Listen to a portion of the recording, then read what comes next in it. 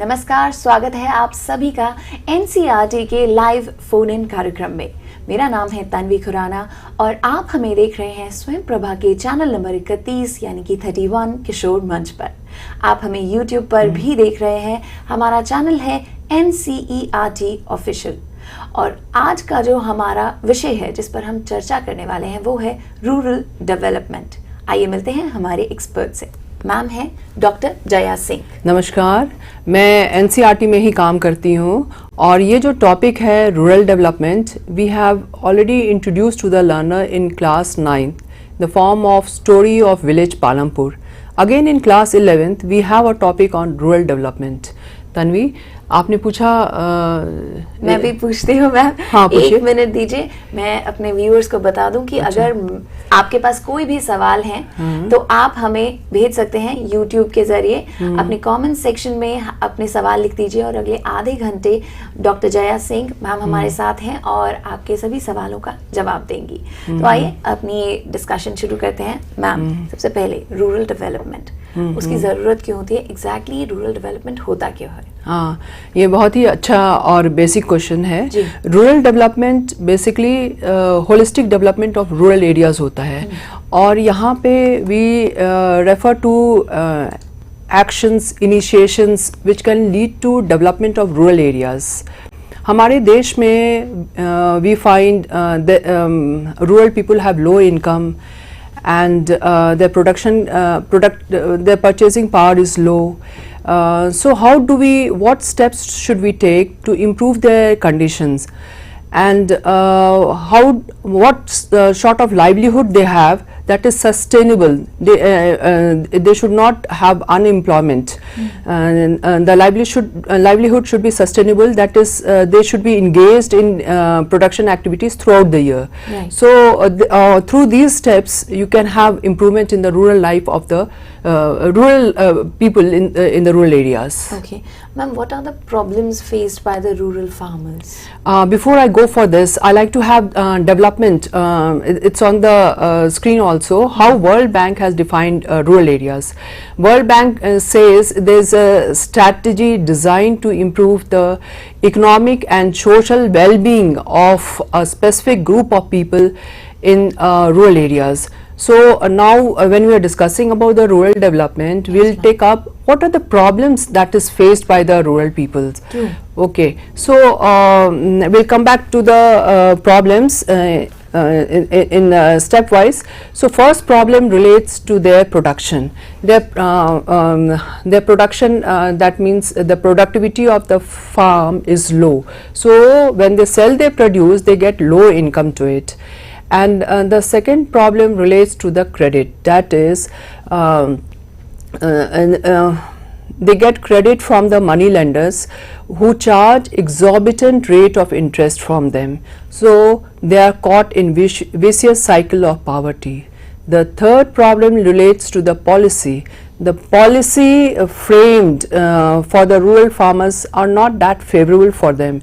Probably it is not meeting their problems or it's not justifying the needs for their development. Then the price of their agriculture produce, that is very volatile. When there is a bumper crop, the price of the crops goes down, and when there is a failure of the monsoon, there is hardly any production in the field. So the farmer tend to face problems and even goes to the extent of committing suicide. Last problem deals with the market. They are not connected to the market, that is market which fetch them high price for the product. They are they are not connected, so they tend to sell their produce in the rural areas also only, and that gives them distress. They tend to they have distress sale, that is they get very low price for their products. So the problems as shown in the screen are production, related to the production, credit, policy, price and market. So these are the main problems faced by the farmers in the rural areas. Okay, all right ma'am. So I'm sure there's a relationship between agriculture and industry. Yeah. What is it? Can you highlight a few things about it? Yeah, there is a very important relationship between agriculture and industry. So long rural area has not developed. Before that, I would like to say, in rural areas you have mostly agriculture. What 50% of the population in case of India are dependent upon agriculture in the rural areas, and so long this area does not develop, there will be no development in the industrial areas. There are reasons for it. Okay. Agriculture provides raw materials as well as labor to the industry. So if there is no surplus production in the rural field, that means industry is also not getting optimum amount of raw material for their production. And industry too will not provide good to the agriculture, because in agriculture also there is a shortage of the purchasing power of the farmers. Yeah. So there is a direct relationship. Agriculture provides goods and labor to the industry. Industry provides finished goods to the labor.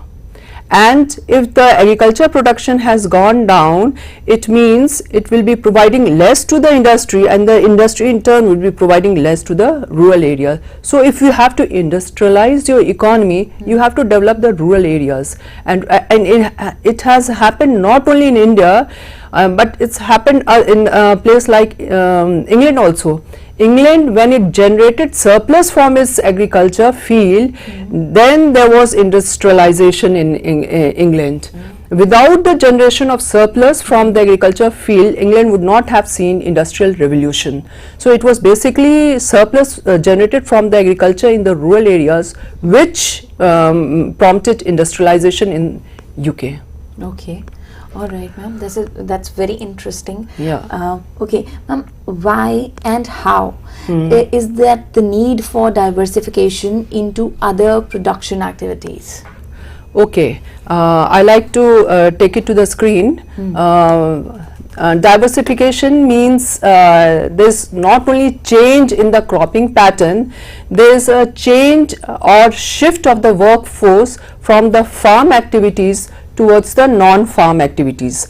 These non-farm activities are looking after the livestock, engaged in pisciculture, that is cultivation of fish, or rearing of fish, floriculture, rearing of flowers, poultry, looking after the poultry farms, and there are many other allied activities which are related to agriculture. I have a data. I would like to say how diversification has taken place in case of India.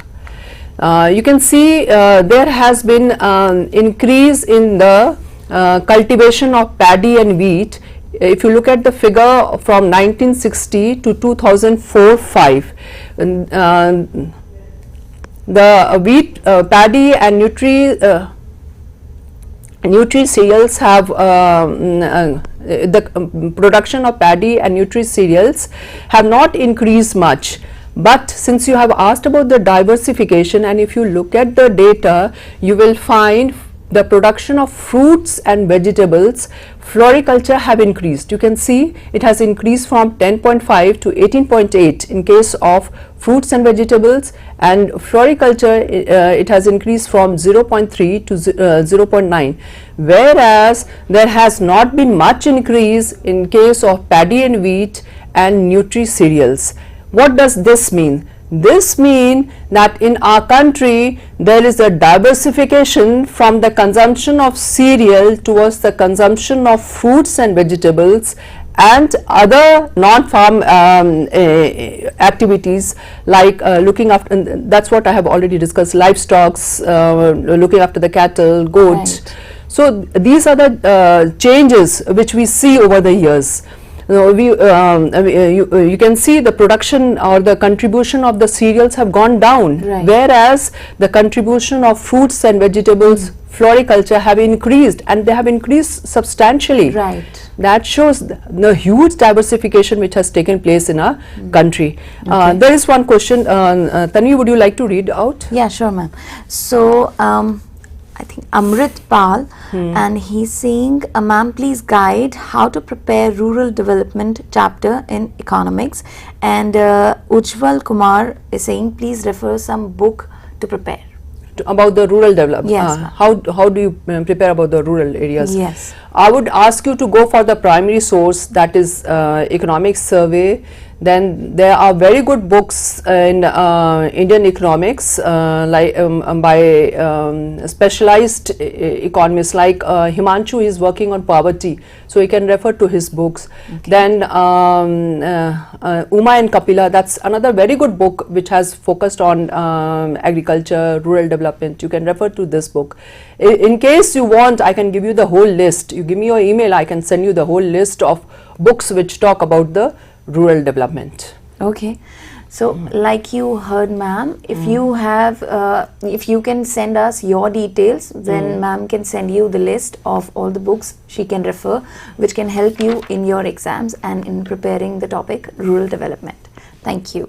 Okay, ma'am. So, coming towards my next question, like men, obviously they have been involved in agriculture for so long, but then women aren't behind as well. So there's a very huge role of women when it comes to agriculture development. So can we talk about that?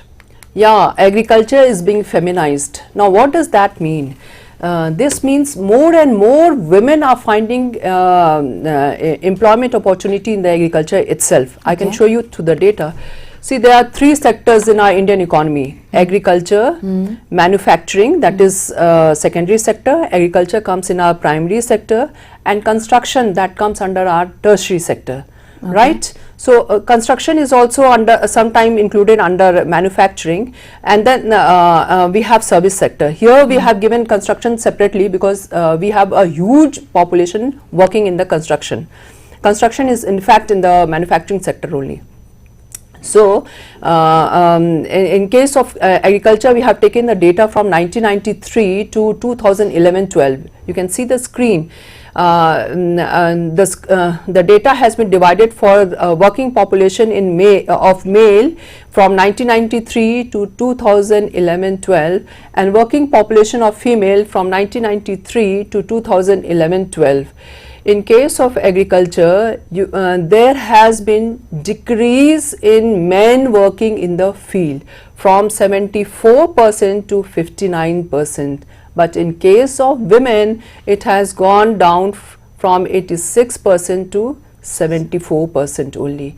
Whereas you find more and more male being engaged in the construction as well as in the manufacturing sector.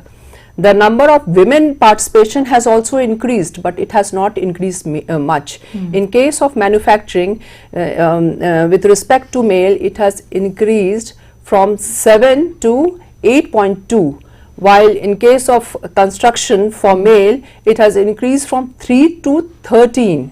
But in case of women, it has increased from 7.1 to 9.8 only, and you find maximum of them have been continuing to work in the field. They have not been shifted much to manufacturing or the service sector. So the data also reveals the same thing. The problem is there is a feminization of more and more women finding employment in the field. They are working in threshing, preparing the ground, laying down the seeds, manure, pesticides, fertilizers, and thrashing and many other activities. You find the engagement of women only. The problem is they are not getting the return from the field as much as they are producing, and the reason is very simple. They don't, till date, women in the field don't have property rights. Nor, since they don't have property rights, they cannot go for remunerative production activities also. That means the property rights, access to production activities are all controlled by the men. So now, if this is the problem, how do we solve it? It's a serious problem. They are working on it and they are not getting adequate return for it. Now, how to have a solution? It's very simple. Now, the women cultivator, their name should be recorded in the revenue records. That is, she is a woman and she is cultivating the field. let her name be recorded in the revenue records. So whatever is her contribution could become transparent. Till date she is working in a field which is registered under the male ownership. So it's like she's not getting the credit. She's not getting the credit, and credit not in the terms of acknowledgement. इतना काम किया उसने, नहीं, this is not needed. The credit has to be monetized. She has to be given monetary return for whatever she's doing it. There is an engagement without which, unless and until the monetary return is assured to the women, she cannot, we cannot find improvement in the condition of women. That means she is working in the field, but she is being paid low salary, or she is being paid no salary, and so the condition of women working in the field is deplorable. And so long the condition of women working in the field does not improve, you cannot have rural development. So there is a feminization in rural areas, more and more women finding employment, but it needs to be monetized, without which you cannot have rural development. So there's a long way for women to go. Yeah, women to demand their rights. And to get their rights. Finally. Yeah. Okay. Especially in the production activities. They have already got their rights in the as an engagement in the field, but they need to have returns, in the monetary returns for whatever they are doing in the field. Okay.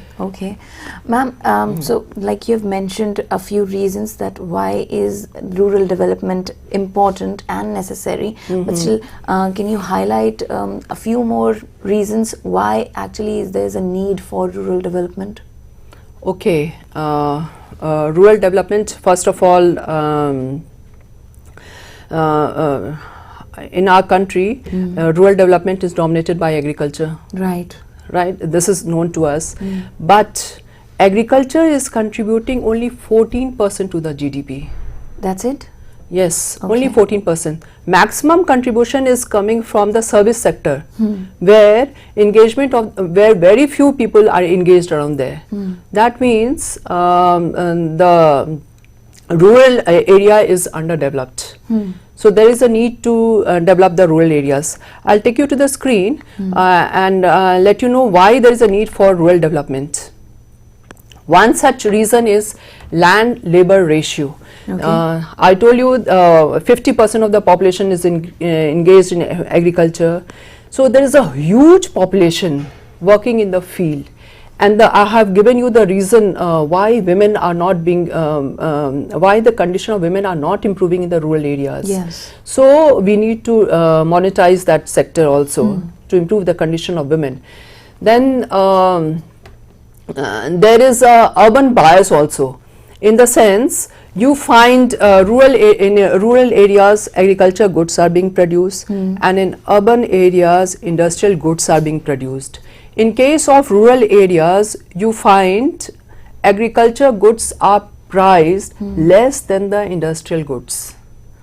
The price of agriculture goods, take any good, take the price of wheat, take the price of rice, it's much less than the price of your TV, the price of your remote, and so whosoever is producing these agriculture goods gets low return for it.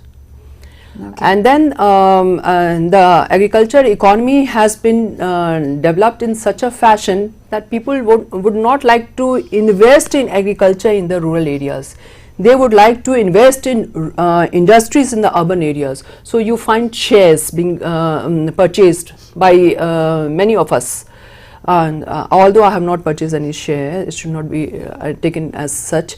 But there is a huge investment for industrial goods. You will not find such investment for agriculture goods being made. Then exchange ratio also, the exchange rate, the rate at which your one good is exchanged for another good is priced low for agriculture goods and is priced high for industrial goods. That means if you exchange agriculture goods for industrial goods, you get low return. But if you exchange industrial goods for agriculture goods, you get high returns. Okay. And the third reason is unfair competition that exists in the world. I like to take up a macro aspect. Why is it so? Firstly, developed countries. We have developed countries like USA, Europe, Yes. UK, and we have a developing country like India. Yeah. India. China is no more a developing country. It has improved. Now, what happens in the developed countries? They give subsidies.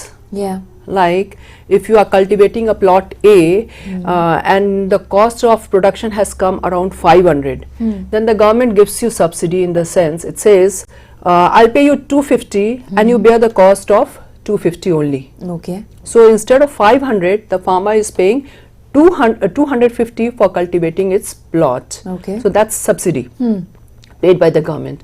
So when the government is paying the subsidy, the price of the agriculture produce, मतलब जो सामान वहाँ उत्पादन हुआ है उसका दाम कम हो जाता है. Okay. जैसे price of rice is let's say is 50 rupees a kg and then the government has given you subsidy, its price comes around 25 rupees a kg. Okay. So what do? As a producer, you tend to produce rice and you try to sell it more and more. Right. And you get a better return. So what is happening in the developed countries? The government is giving them subsidy. So the price of agriculture goods in the developed countries becomes cheap. So what they do is they start dumping those agriculture goods in the developing countries. Okay. So now when there is a surplus supply of agriculture good in the developing countries, the farmers in the developing countries gets poor price for their produce. Why is it so? Because there is an abundant supply of agriculture goods in your country. Yeah. So when there is an abundant supply and it's not matched by the demand in the same proportion, the price of the commodity falls. And who suffers? The farmer who has been cultivating without subsidies in the field. They were not given any subsidies. So there is an unfair competition and in the world market, and this unfair competition is visible across the world.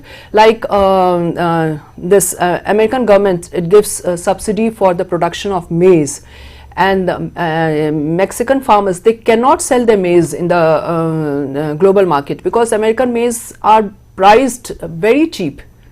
The farmers are getting the subsidies. They are getting their inputs are subsidized, so the cost of production have gone very low. Okay. And the American farmers are earning profits also, whereas the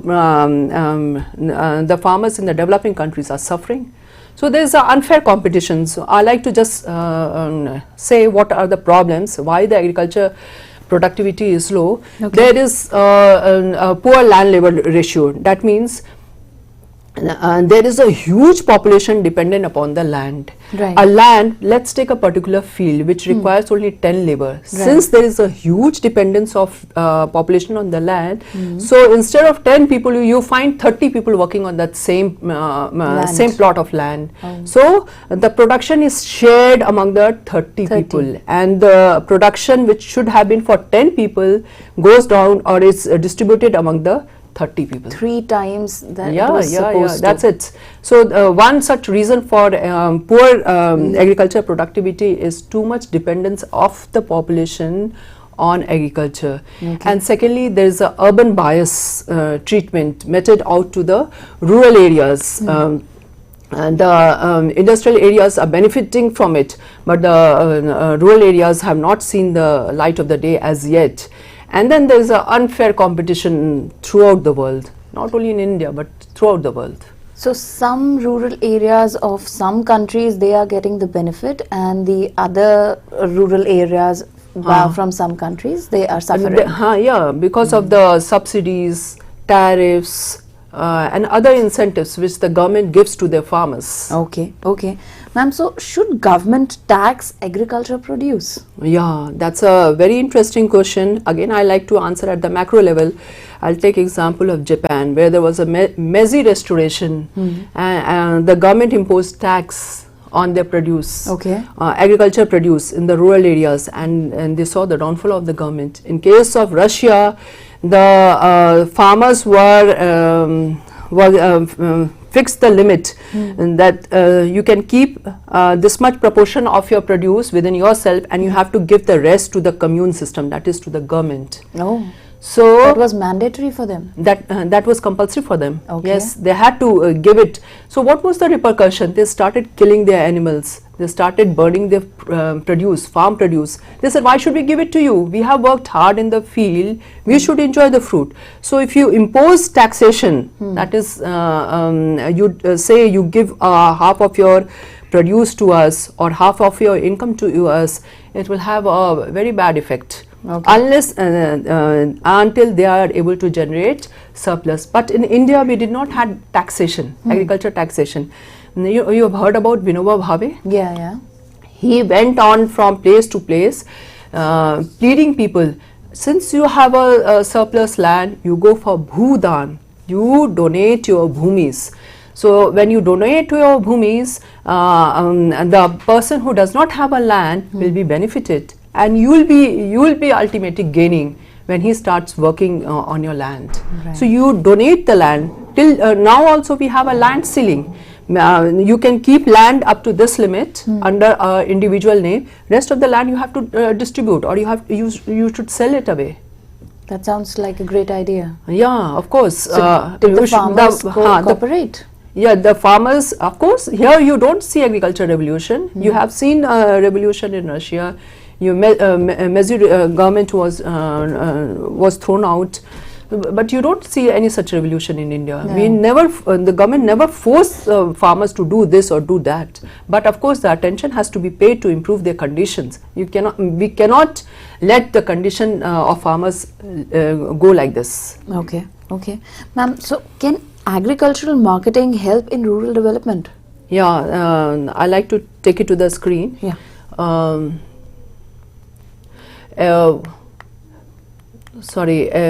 Agriculture marketing, how can it help? See, the farmers, they have to be informed about the packaging, grading, how the weights for the produce has to be done. In the absence of which they are not informed how the grading or packaging has to be done. They are not given correct price for their produce. Now why is it so? You know, since and in many of our rural areas, villages are not connected to the highways, so they cannot, the farmers cannot take their produce to the highways. That is to the main market, where they can get good returns for their produce. They tend to sell their goods to the traders.